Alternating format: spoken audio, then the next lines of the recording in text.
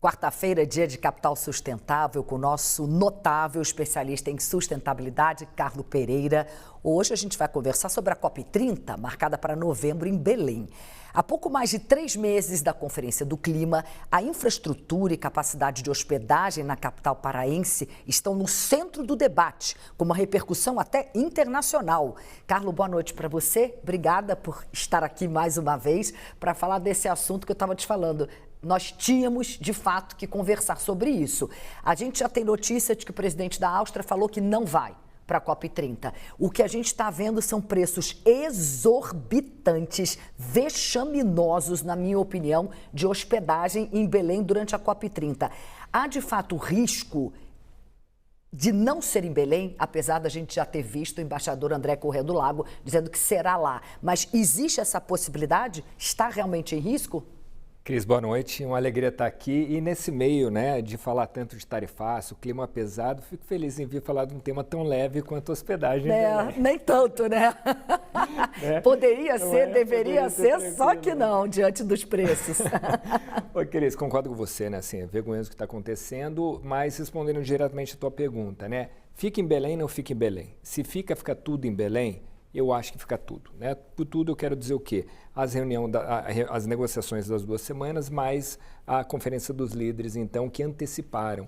Isso já foi um truque que usaram ali que eu achei bem interessante, Porque geralmente a reunião dos líderes fica dentro dessas 2 semanas, anteciparam porque é onde tem 30% de todo o fluxo das COPs, para melhorar, Então, o que eu acho? Eu acho que não sai nenhum nem outro. E por 2 motivos simples, Cris? Que eu escuto pouca gente falar, mas eu acho que é interessante a gente trazer, Tem alguns fatores aí, E fora toda a questão que a gente já escuta, acho que eu queria trazer 2 pontos aqui. O primeiro, a gente vê que teve uma inflexão na favorabilidade com relação ao Lula por conta de toda a questão do tarifaço, a questão toda, Então, eu acho muito difícil ele passar essa vergonha, Então, acho que ele vai querer continuar surfando isso. Então, acho que esse é um primeiro ponto. Segundo ponto que eu acho, com relação a... A gente sabe que tem uma ameaça já, principalmente os partidos, claro, de direita, com relação à COP, de fazer uma CPI para a COP, Dado que está sendo investido quase 4 bi pelo governo federal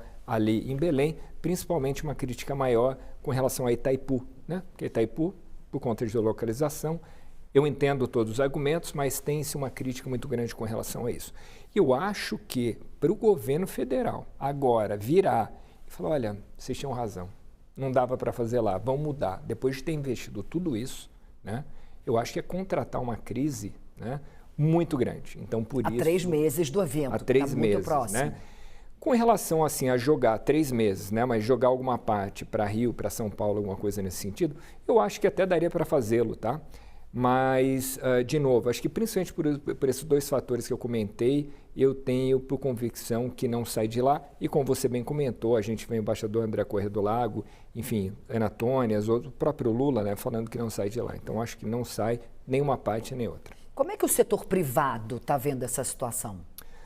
Olha, um termo que os jovens gostam de usar bastante, com relação ao setor privado, eu acho que quase deu uma flopada já, eu poderia dizer, E por que isso, Cris? Porque o que acontece? As empresas, elas estão com muita dificuldade de confirmar, As multinacionais com atuação fora do Brasil ou com atuação aqui, principalmente para trazer os seus executivos globais, Porque a gente está falando muito de acomodação e, de fato, isso está sendo muito difícil da gente encontrar, mas, para além disso, a gente tem várias outras questões. Por exemplo, não sei se você chegou a ver o preço de carro blindado em Belém. É outra coisa que, assim, é inacreditável. Dá para comprar o carro, literalmente. Então, enfim, tem vários outros fatores ali que ainda estão sendo definidos e, como a gente falou, está muito em cima.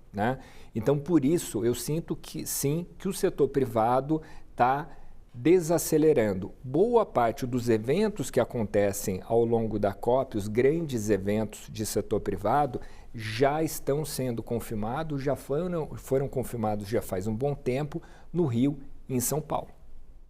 Então, a X-Prize, por exemplo, não necessariamente só para o setor privado, mas que tem a ver com a família real britânica, esse já foi para o Rio. Outros vários exemplos que a gente poderia citar aqui que já foram para Rio e São Paulo. Mesmo nessa situação toda, diante disso, é possível que a gente tenha bons resultados dessa COP30? Olha, eu entendo que sim, né? Comentei uma vez aqui com você, né, Cris, que eu acho que a gente tem que sempre ter clareza do que esperar de uma COP, né?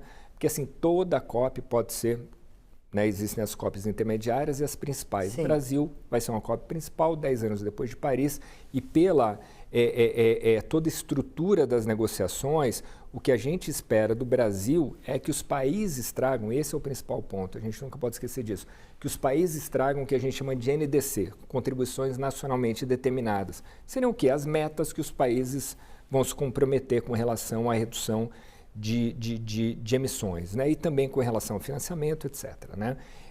Não que isso venha na NDC em si. Então, o que eu acho? Então, vamos separar o que é a COP evento, né? E o que é a COP negociação, tá? Isso a gente tem que separar bem. A COP negociação me parece que está preservada, apesar que o que me assusta nessa questão de acomodação é o Brasil não ter conseguido resolver já, pelo menos isso, a acomodação dos países, dos delegados que vêm para negociar. E daí tamanha reclamação, né? Dá para ter uma COP bastante inclusiva, então, claro, se preocupar com a acomodação também para a sociedade civil, para as empresas. Sim. Também seria interessante, mas no mínimo essa teria que ser garantido, né? Então, agora, no entanto, acho que assim, falar que vai ter um prejuízo com relação à negociação, eu acredito que não, tá? Agora, tem uma questão conjuntural que nos coloca um desafio adicional, que é o quê? Por conta disso, da conjuntura, eu não acho que os países virão com metas muito agressivas. E quando eu digo metas agressivas, assim, agressivas do que eles pretendem trazer, mas não na necessidade do mundo, né? Então, isso com certeza, por isso que eu digo, qual que é a expectativa? Teremos metas super agressivas que vamos resolver a questão da crise climática, teremos compromisso por parte dos países, principalmente desenvolvidos, com relação ao financiamento para resolver a questão da crise climática.